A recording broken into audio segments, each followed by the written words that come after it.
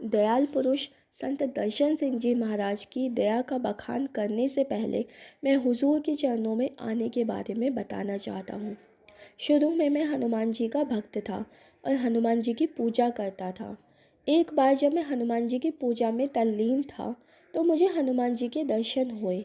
उन्होंने मुझे बताया, अब मैं इस मृत्युलोक में नहीं हूँ बल्कि देवलोक में हूँ, और देवलोक में गुरु के बगैर तुम नहीं रह सकते। मैंने अपने इष्ट देव हनुमान जी से उनके साथ रहने की इच्छा प्रकट की थी। इसलिए जब मैंने हनुमान जी से गुरु जी के बारे में पूछा तो उन्होंने मुझे समझाया कि परमात्मा की ताकत हमेशा किसी न किसी रूप में पृथ्वी पर कार्य करती रहती है। उसी को गुरु कहा जाता है।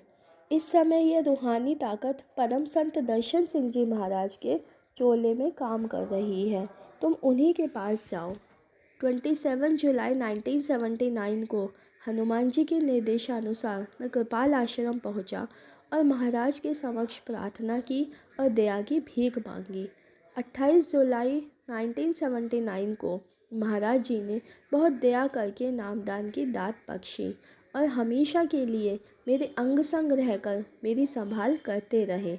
एक बार मैं पुरानी दिल्ली रेलवे स्टेशन से एक चलती हुई गाड़ी में चढ़ने का प्रयास कर रहा था तो मेरा पैर फिसल गया। मैं काफ़ी देर तक चलती गाड़ी के साथ घिसटता हुआ चला गया। जब मुझे ये ख्याल आया कि अब तो मेरा बचना मुश्किल है तो मैं दयाल पुरुष संत दर्शन सिंह जी महाराज जी को अपने समक्ष देखा। उन्होंने मुझे अपने हाथों में उठाकर गाड़ी के डिब्बे में बिठा दिया। जब मैंने घूम कर देखा तो महाराज जी वहाँ नहीं थे। मेरे माता पिता का देहांत बचपन में ही हो गया था। जब मैं बड़ा हुआ तो मेरी शादी हो गई और एक बच्चा पैदा हुआ। मेरा महाराज जी में अटूट विश्वास था।